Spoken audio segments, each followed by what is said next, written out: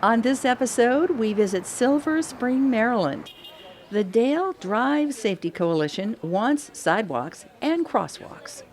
We look at pedestrian problems along Georgia Avenue in Montgomery Hills. Forest Glen is also divided by Georgia Avenue. Finally, 16th Street needs sidewalks. Stay tuned. We're on Dale Drive in Silver Spring, Maryland, talking with Corinne Hart with the Dale Drive Safety Coalition. What is the coalition? The coalition is a group of local neighbors who have formed together to try to urge the county to address the safety issues that we're facing on Dale Drive. What sort of safety issues do you have? Well, as you can see from the cars speeding behind us, Dale Drive is a completely residential road that has, for certain segments of it, no traffic calming, no sidewalks, no bike lanes, no infrastructure to protect pedestrians and bicyclists, as well as a lack of infrastructure to slow cars down and to keep motorists safe. So what's it like for a pedestrian trying to walk along this stretch of Dale Drive? It's very harrowing. I got involved in this when I had moved here and I was on maternity leave with my baby. And I was walking from my house trying to access the local park, the downtown Silver Spring, the local businesses. There's so many great amenities around us within less than a mile. But in order to leave my house on foot, I have to walk on Dale Drive for at least a little while before I can turn off. And so it is very scary. When you especially have a stroller, even though there is room in some parts of the road to walk on the shoulder, it's completely impassable with potholes, mud, natural debris. And so I found that for most of my journey, I was actually walking in the traffic lane. For other pedestrians without strollers, you can maybe hop onto a lawn and walk for some of the way, but there are parts where there's actually nowhere to walk and you're forced to walk into oncoming traffic in order to walk on the road. What's it like trying to get across the road? Equally harrowing. We do have 7 crosswalks on this 1 mile stretch of Dale. However, except for one, they're all unprotected. That means they don't have, they're very low, they're not very visible. They have no pedestrian islands, no bump outs, nowhere for you to stand and feel protected as you're trying to cross. Cars also very rarely stop for pedestrians. And one of the most dangerous things about Dale Drive is when you're trying to cross the road, cars will stop for you. But because cars are going so fast and the crosswalks have such low visibility, cars that are coming behind the car that stopped for you don't see the car has stopped, and they slam into they rear end the cars. And that's actually led to an incident where I was almost hit when I had my baby in her stroller. We were standing by the crosswalk and a car stopped for us in the crosswalk, and the car behind them did not see that they had stopped and had to swerve out of control to avoid hitting us. And had we already been in the crosswalk, we would have been hit and severely injured or killed. What was going on in the neighborhood, trying to improve safety on Dale Drive before you got here? There has been a long history of residents trying to urge the county to do something about the safety issues on Dale Drive. And actually, one of the very first things I did after I did some initial outreach to the county was to start interviewing residents to find out what had been done. And I documented 20 years of history of residents asking the county to do something. I was able to distill all of that information into a document that I shared with the county so that when they were initially maybe being a little bit slow in their response to me or, sort of not taking action quickly, I was able to show them that there were 20 years of residents trying to do this. And then being able to back that up quickly with the way we mobilized the community through the Facebook group and the petition showed that there was interest, renewed interest in this issue being addressed by the county. What was happening here this morning? We organized the Dale Drive Safety Walk, and we did this because we wanted to raise awareness amongst the politicians, the county officials, the elected leaders, to see what it actually feels like to walk on this road. We wanted to give people a firsthand experience of the fact that the shoulder narrows, that there's nowhere to walk, Because we were such a large group, I think we had at least 70 to 100 people here, the police did shut down the road for part of the walk, so you didn't get the true sense of it, but you could see that there was nowhere to walk safely. The other point of this was to mobilize the community, to get people out here signing our petition, joining our group, so that we can have the neighbors join together in the political force that we need to really compel the politicians to make a change. And you got lucky. You just had a whole week of rain, and you actually had sunshine for your walk this morning. Besides the fact it was nice weather for a walk, why does this hit a nerve with the neighbors that 100 people would show up? Well, it's interesting because I think we had residents and neighbors from outside the neighborhood as well, because the idea of pedestrian safety and the idea that we want walkable, livable, bikeable communities is something that resonates with neighbors all over Montgomery County. So we have the people who are, directly impacted by Dale Drive, those of us who live on it. But actually in the Safety Coalition, we have many residents that are members that don't live on the road, but they need to cross it, or they need to walk along it to get to school or to get to daycare. This is a school bus route, so every morning at 4 stops along the road, children are gathering with nowhere to stand on a sidewalk, and neighbors have reported fearing that children are going to be hit and killed. We actually also had the family of a man who was hit and killed come today and share their story. So I think that people are recognizing either they're experiencing it firsthand, and that's really getting them, excited to see change. But I think that residents all over the county recognize that this type of walkable lifestyle is something that we want, and that people have a right to be able to leave their house on foot and walk safely. So it's really sort of tapped into I think to a bunch of people who are really focused on pedestrian safety, the Vision Zero policies that the county has signed on to. And then, of course, we're in an election year, and that has been really helpful to be able to get all of the candidates and elected officials to be paying attention to us. So they were here as well. What's the county been telling you? What's going to be happening on Dale Drive? So we've had some success that will be happening soon, as well as studying longer-term solutions. The Department of Transportation has developed a first phase of recommendations for immediate safety measures. The Dale Drive Safety Coalition actually put together a list of phase 1 immediate interventions that we wanted to see on the road. Those were requests that went to the Department of Transportation, but other agencies as well, like the police, for example. So what we're going to see in the next couple of months is that the Department of Transportation will be building 3 pedestrian refuge islands in the crosswalks. They'll be doing bump outs, small medians, and other traffic calming techniques along the road. We'll get new signage, some new paint, and some repaving of the shoulder. That should happen in the next couple of months, and that was an immediate intervention to try to address the safety that as much as we can right now. The other big win that we recently had was that we actually got some funding from the county to look at long-term solutions on the road. So there was funding in the county budget years ago. It was removed, and now they've put some money back in to study the long-term solutions.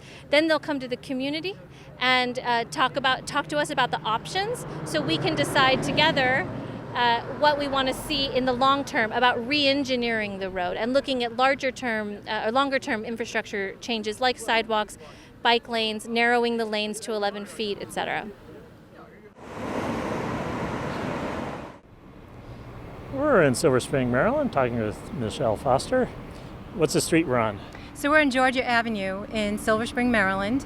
This small area is called Montgomery Hills, and it runs roughly from 16th Street, just to the south of us, to the north. It stops at the Beltway.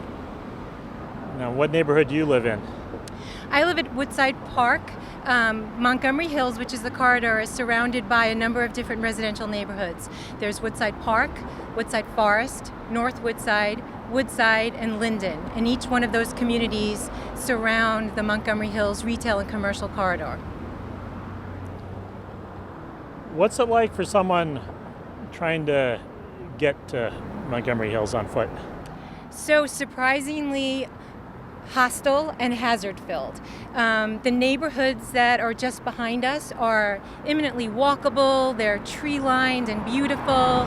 And then you come to this stretch of Montgomery Hills, which is along Georgia Avenue, and you try to go to the grocery store, maybe get a haircut, buy a bagel, and it's just really an uncomfortable feeling to walk. There is a huge volume of cars driving on this stretch. It is among the highest volume of cars in the entire state of Maryland for a non-interstate roadway. And at the same time, it has the highest number of accidents for all types of accidents. Head-ons, rear ends, side swipes. So it's just super unsafe if you're driving, and especially if you're a pedestrian or trying to bike. It's not someplace that if you live in the neighborhoods, you really want to come to and walk either through or between. So it's a warm day today. You say the neighborhood streets are nice and tree-lined, shady. How about Georgia Avenue? Not so. It's super hot because we're in the sun. There's no shade because there's no vegetation. The lack of vegetation and trees really makes it a harsh feeling environment. It's not softened by that vegetation. When you look up and down the corridor, the signs just appear haphazard. There's been no forethought at all to where signs should be placed or how many, so it's very confusing as a driver or even if you're walking. And it's just not someplace you would want to come, even on the most beautiful day. Rather than getting in your car, maybe jumping on your bike to go across to Snyder's Superfoods or maybe to go buy something at one of the other stores, you're just going to get in your car and not warrant the hazard of coming along the street and walking. And where we're standing right now is actually quite a wide sidewalk. You could actually stand back a little ways from the curb. How about when you go farther up? Yeah, it's true. So we're at probably the widest section of sidewalk here. You feel like you're not right on top of the cars that are really going too fast, too close to the sidewalk. But then literally just a block up, the sidewalk narrows down to maybe 3 feet in some places because of the utility poles, even less than that. It would be absolutely impossible if you were a mom walking with a stroller, or certainly even walking with a toddler who needs that extra room to navigate. Biking or in a wheelchair, you would not be able to navigate those stretches of sidewalk because they're just too narrow. They have spent some time, the county, a couple of years ago, well, it's probably been a decade or so, putting in the ramps for wheelchairs to make it more accessible.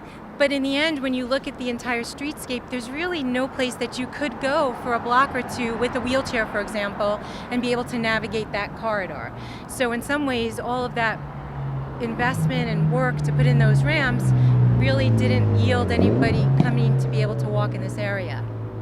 The other thing I would mention is, and people don't know this and think about this, is we are less than a quarter of a mile to the Forest Glen metro station, and we are less than 1 mile to the Silver Spring metro station, and we will be very close to the new 16th Street Woodside Purple Line station. And yet again, the residents in the neighborhood surrounding this area just don't feel safe to walk through it or across it. And so they inevitably get in their cars to either drive to Forest Glen or just drive to the destination and not even get on the transit. So it's not just impacting local merchants that you might drive somewhere else rather than walk to them, but it could be impacting the transit system. Oh, yeah, for sure. We know that Forest Glen Metro is among the lowest ridership in the entire WMATA system. And those who do go to that stop almost entirely drive. The surveys show that the people who are driving to the Metro are from the local community. And so they're just choosing to take the car because it doesn't feel safe to walk. And then we know there's way more people who live in these neighborhoods and work downtown or could get to where they're going by Metro who are just choosing entirely not to use Metro because this corridor that they have to go through is not safe to travel on. I also want to go back to the other statement that you made. It's a really big impact to the local businesses. So the history of Montgomery Hills was that it was developed specifically to be that retail commercial destination for the residents so that they can go and take care of their kind of daily retail needs. milk, bread, the things that you don't want to go too far afield from. And that was the reason it was developed. And yet, the businesses that we have that have been able to remain here, a lot of them aren't thriving because there's not enough parking to accommodate the people who might come, and nobody is walking.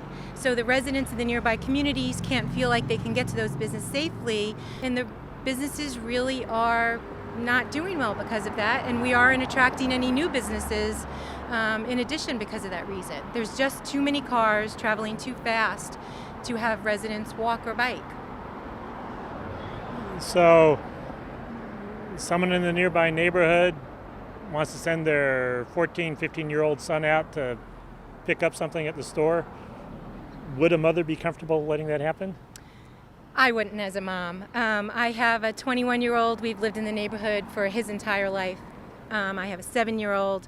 There's a fabulous bagel store that's right across the street on Sunday mornings. If I'm going to go alone and get bagels, I'll go and I'll walk. But if my 7-year-old wants to come, we'll get in the car because it just doesn't feel safe enough. I should also mention that I live on Luzerne Avenue, which is the same exact block that our elementary school is on, just on the other side of George Avenue. And again, for 21 years that we've been here, neither of my sons have been allowed to walk to school, allowed to walk to soccer practice, allowed to walk to any of their friends' houses who live on the other side of Georgia, because it just doesn't feel safe for them to be able to cross. There's too much traffic, it's moving too fast, and we just feel safer when we go in the car, and that's really unfortunate. What could the county and the state do with this road to make it better for pedestrians? Oh, I think there's so many great opportunities that both the county and in particular the state can do. Georgia Avenue is a state road, so this would be under the State Highway Administration for Maryland. I think one of the things that they certainly could do is we have to fix the sidewalk situation so that we have sidewalks that run the length of the corridor that are wide enough for people to feel comfortable walking, they're safe and accessible. Perhaps even with a grass strip or some trees that separate pedestrians from the cars. I think the second biggest thing to do would be to put a pedestrian refuge in the middle of Georgia Avenue so that people who are crossing, it doesn't feel like you've got to go across 8 lanes of fast-moving traffic, and if you don't have enough time, you're stuck literally in the middle of those lanes, that you can have that. Tree-lined and green medians in the middle would also soften up the landscape and make it feel more comfortable to walk in, less hostile. And I think there's a great opportunity to have bike lanes. Protected bike lanes would be an opportunity for people who are traveling between Wheaton and downtown Silver Spring, even further to connect into the county's bike system. I think best would be some kind of protected lane so that they're not right against the traffic, because there is a lot of traffic and the roadway has to accommodate traffic. The reversible lanes that you can see were a way to accommodate additional volume. To be honest, they really just don't work. They cause a lot of accidents in the cars. I think removing those reversible lanes would also significantly help. And then the last thing that I think would be really useful is to reinstate at a few places left-hand turns during rush hour. It's very hard for me when I come home from work. I cannot come off of the Beltway and make a left-hand turn into my neighborhood because it's prohibited, and I think we should allow that at some places, because otherwise what's happening is a lot of cars doing some really crazy workarounds to try to be able to get onto this side of Georgia, and that would really improve the safety of Georgia Avenue. So that's what the state can do. I think from the county's perspective, again, it would be to relook at the entire corridor, maybe see how we can establish a sense of place. I think that could be done with artwork, maybe unique pedestrian crossings, and markings on the roadways to identify this as Montgomery Hills, some facade improvements to the businesses, and perhaps even taking a really good look at what type of development would be appropriate for an area that's so close to the metro and has so many residents that could patronize it. Perhaps we can take some new development in this stretch. We're in Silver Spring, Maryland, talking with Porthap Verma. What's this neighborhood we're in? So we're in Forest Glen, which is a neighborhood in Silver Spring. And you have a blog. What's your blog? So I run the blog Finding Forest Glen, and I'm also a co-founder of the organization Friends of Forest Glen in Montgomery Hills. What sort of issues has the organization been dealing with? Well, as you can see, Forest Glen's a unique community. We have a metro station here, but we also have an 8-lane state highway and direct access to the Capitol Beltway. So with the cross-section of all these major roadways and transit, it's often the pedestrian and cars don't always mix well together. So what does that do for pedestrians trying to get to the metro station, the subway station, when you've got an 8-lane highway there? Well, it gets complicated. I mean, as you can see right now, people are going back from work to home, and they're trying to cross the street. But then you have cars that are turning into the major roadways. You have cars rushing to get to the Beltway. This particular intersection has about 65,000 vehicles cross it every single day. That mixed with pedestrians, bicyclists, it has a potential for some major issues. And the goal is, how can we manage that and improve it so people's day-to-day commutes are at a much better place than they currently are. What sort of ideas have people had? I mean, what's the discussion been going on for however many years it's been going on? Well, the biggest discussion has been, how do we connect both sides of Forest Glen? We're standing right now on the west side, and the east side of Forest Glen has a major regional hospital, Holy Cross, which now will be covering a substantial area, given that Adventists will be shifting from Tacoma Park to North Silver Spring. But for many years, West and East Forest Glen have been kind of divided by this Georgia Avenue thoroughfare. And recently the county council approved within its budget for 2020 to construct a second metro entrance on the east side. So now individuals who want to get from one side to the other can go through we're not exactly calling it a tunnel because it has negative connotations associated with it, but it will be a second entrance to the metro. And the other thing is, with the two sides of Forest Glen being separated for so many years, with that changing, we're currently on the side where there's an 8-acre parking lot, an asphalt parking lot right next to a metro site. That's a wonderful site that could potentially be redeveloped for mixed use, for affordable housing, for community amenities, some neighborhood retail. We did a recent survey that determined that most people are taking these small kind of trips just to get a gallon of milk or just to run a quick errand. Well, what if you could do that at the metro? What if you could grab a bite to eat here rather than getting on the car? And what if you could actually live right on top of the metro? Right now you see single-family homes surround a metro site. Well, really, that's not the best use of the land. And same thing with development on the other side. By connecting the two sites, you now have the opportunity to develop both sides and really create a sense of unity between two portions of a community that have been divided not only by the Beltway, but also by Georgia Avenue. And then you have Forest Glen, and then Montgomery Hills is on Georgia, just south of the Beltway. What's that like if someone in your neighborhood of Forest Glen wants to visit one of the stores in Montgomery Hills? Well, right now there is a pedestrian bridge that was constructed in 2007 for about $12 million that connects the two communities. And it's really underutilized because, once again, Montgomery Hills is also kind of a vestige of the past. It has older commercial retail that hasn't been upgraded since it's been constructed. Currently, Forest Glen and Montgomery Hills are subject of a sector plan review by Park and Planning with the idea of uniting those two communities. Once again, those two were one before the advent of the Capitol Beltway. And so how do we bring those two communities back together that share a common history, and most importantly, both have access to mass transit?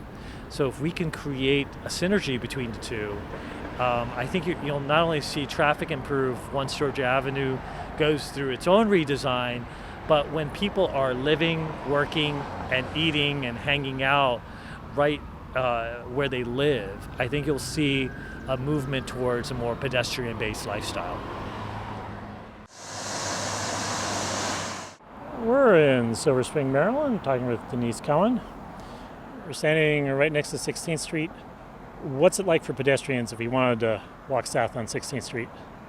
Well, you really can't immediately. Right behind me, you'll see there's no sidewalk to the south of our community. You actually have to walk about 500 feet north to a traffic light, cross the 6-lane highway, which is 16th Street is a state highway, and head south that way. And, in fact, right behind us is a bus stop, and probably several dozen people disembark at the bus stop across the street every day, and they can't cross safely to get to the Park Sutton condominium. They actually have to cross the 6-lane highway. The other option is to do a 5-minute walk, which would be, again, to walk the 500 feet north to 2nd Avenue, cross the 6-lane highway, and then again walk south. So in that, I've timed it, it takes about 5 minutes. And if we wanted to head north instead of south? The sidewalk actually ends only in about a block, right at 2nd Avenue. And in order to access the community, the shopping area, which is roughly Seminary Road and Georgia Avenue, there's a pretty bustling shopping area over there. You have to turn left at the traffic light at 2nd Avenue and wind your way. It's a bit of a labyrinthine route to go approximately half a mile to the nearest grocery store. So there is no direct route along 16th Street. What happens to the sidewalk on the other side of 16th Street as you get closer to Georgia Avenue? So the sidewalk on the other side, that would be the east side of 16th Street, continues beyond north of 2nd Avenue only for a block. How does that impact the folks on your street here, your condominium building, the townhouses here? What does that do for the walkability of this street? I mean, I think that it really limits people. One of the things that I notice all the time is families tend to isolate themselves with their children in our back parking lot. There's a lovely community next door to us, and just on the other side of the railroad tracks, we have a CSX line just behind us here. And we're kind of bound. We're bound by the railroad tracks, and we're bound by 16th Street. So it seems that people with small children don't really venture much out of the neighborhood. I mean, if they do, they're driving somewhere. But the neighborhood, the way it's designed and the lack of walkability seems to confine people to this very small area. There's not really, the children don't really have access to a lot of places to play, which is a shame. Visit us on the internet at www.pedestrians.org.